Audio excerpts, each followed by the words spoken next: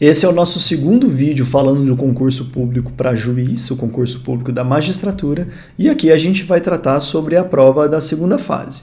Eu sou Thales Braguilhão, sou juiz federal, professor de Direito e estou gravando vídeos para te ajudar nos seus concursos públicos e tentar, assim, facilitar o seu acesso também ao cargo dos seus sonhos. A segunda etapa do concurso público de magistratura, ela também é regulada na resolução número 75 do CNJ e também faz parte daquela inscrição preliminar no concurso público.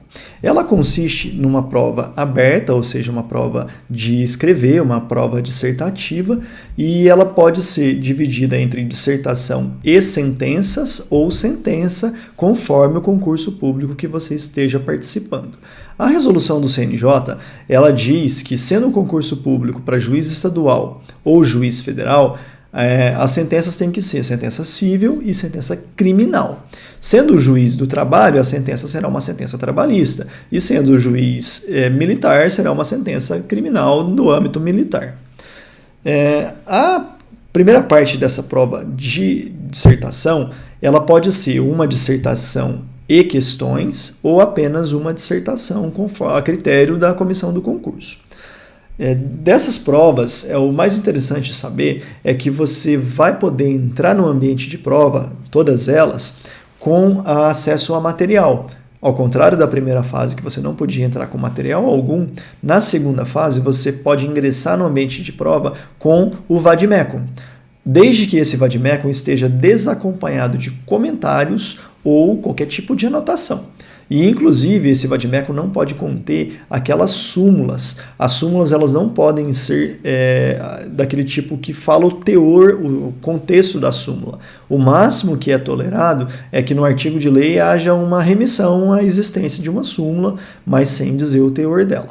Então é muito comum nessas fases de prova que os candidatos comecem a lacrar no vade-mecum deles aquela parte final, geralmente que tem nos vade-mecuns, das súmulas. A gente grampeia, a gente coloca uma página e lacra, e muitas vezes tem que ficar conferindo se isso não saiu. No dia da prova tem que tomar todo o cuidado, porque a fiscalização pode passar durante a sua prova para ver se o seu vade-mecum está devidamente lacrado. Então, quando você entra no ambiente de prova, é muito comum ver os candidatos ali conferindo os vade-mecuns, correndo atrás de grampeador para poder lacrar e papel, e é uma correria para poder garantir que aquele material esteja correto e que isso não vá te prejudicar na realização da prova. Em relação ao vade-mecum, eu utilizava tanto o vade-mecum geral, que é aquele que tem as principais legislações, quanto o vade-mecum específico.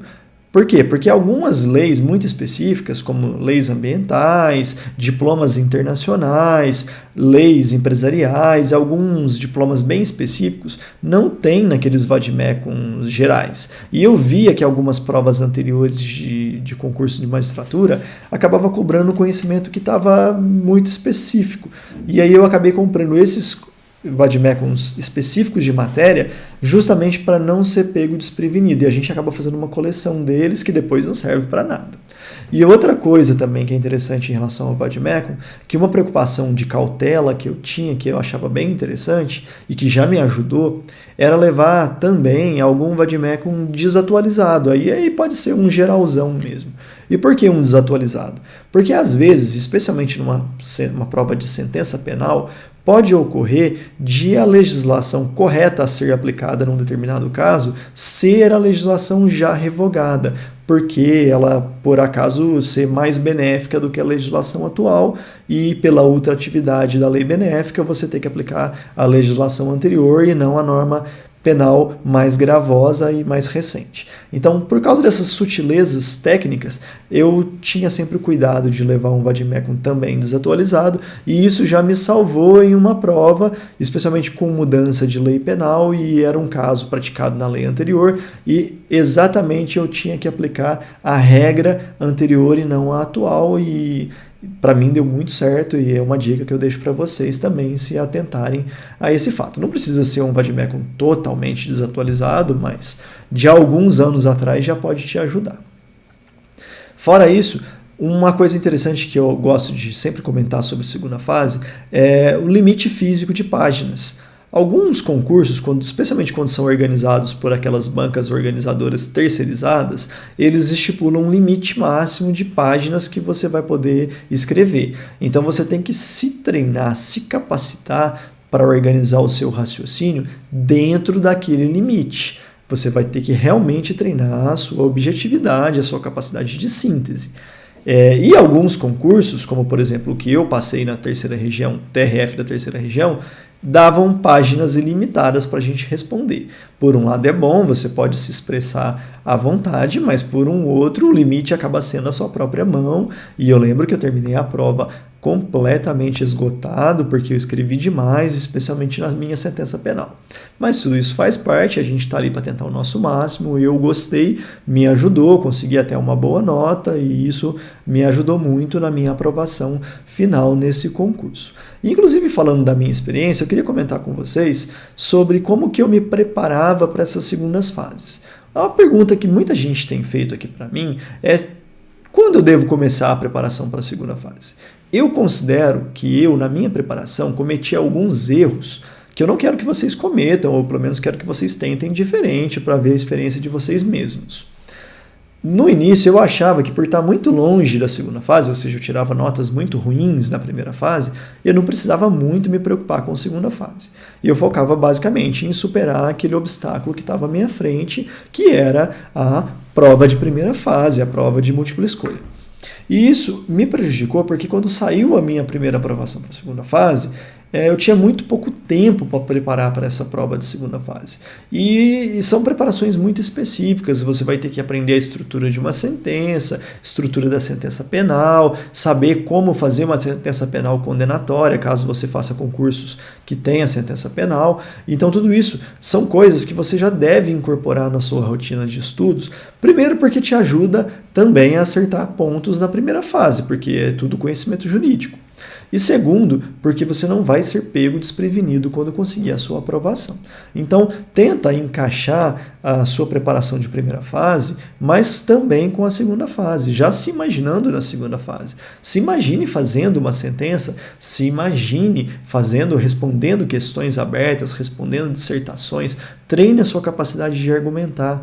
Eu gostava muito daqueles cursos que passavam pelo menos semanalmente casos para que a gente resolvesse e mandasse para os professores do curso corrigirem aqueles casos. Então a gente fazia a sentença em casa e mandava para que eles corrigissem. Eu fazia à mão mesmo, para depois digitar para mandar para eles corrigirem, mas eu gostava de fazer à mão com o Vademecum, como se eu estivesse no ambiente de prova, porque aquilo me ajudou muito a organizar as ideias, a organizar o raciocínio. Eu já falei disso aqui para vocês e eu acho que vale muito a pena você fazer isso. E também juntar com alguns amigos que estejam se preparando para esse tipo de concurso, para que um ajude o outro, um mostre para o outro o caminho que eles estão fazendo. Esse grupo que eu tinha me ajudou muito nessa preparação. A gente tinha uma ata semanal, ou seja, um caso semanal, que a gente se encontrava um dia antes desse caso ser resolvido pelo curso e discutia entre a gente qual que era a resposta que cada um de nós pensou para cada uma das situações problema que tinha ali naquela ata. E aí a gente ia comparar depois no dia seguinte, quando saía a resposta do curso, qual que era a nossa percepção de cada um desses colegas candidatos em relação àquele caso. E isso me ajudou muito a entender como que os outros candidatos pensavam, como que pessoas já aprovadas, os professores daquele curso pensavam, e tudo isso me ajudou muito e, conforme eu já mencionei para vocês em outros vídeos, me ajudou a superar algumas reprovações e conseguir finalmente a minha aprovação no concurso público da Magistratura Federal. Espero que ajude vocês também, e a principal dica é essa: tente concatenar os seus estudos, já se imaginando um candidato habilitado para a segunda fase. E não se preocupe se você estiver muito longe disso. Uma hora vai chegar e eu espero que quando chegar a sua vez, você não esteja despreparado para essa segunda fase e seja pego de surpresa. Espero que você já esteja praticamente pronto e só precise afinar aí os detalhes, que faz parte, e todo mundo precisa mesmo, e não tem problema nenhum você ter detalhes para melhorar quando sair o seu nome lá para a segunda fase. E fora isso, Melhorar a capacidade de raciocínio jurídico é super importante, porque você precisa convencer a banca sobre os seus argumentos e tudo isso faz parte da ideia de direito como argumentação. E melhorar, como eu já disse aqui, a sua capacidade de escrita, de redação, conhecimentos de língua portuguesa. Então se aprofunde bastante nisso e o treinamento ajuda muito para ver o que você costuma errar mais e passar a errar menos isso. Então eu espero que você consiga treinar bastante, chegue nessa segunda fase e arrebente, e já se prepare para a próxima fase, que é o tema do nosso próximo vídeo. Agora, eu espero que você comente aqui comigo se faltou falar alguma coisa importante que possa estar te dificultando nessa segunda fase, uma dúvida que você tenha, uma dificuldade, um medo. Então, deixa um comentário aqui comigo, vamos interagir, vamos trocar uma ideia sobre isso. Eu fico à disposição para poder conversar com vocês. Muito obrigado, até o nosso próximo vídeo, que eu vou falar sobre prova oral, que é a mais temida de todas, né?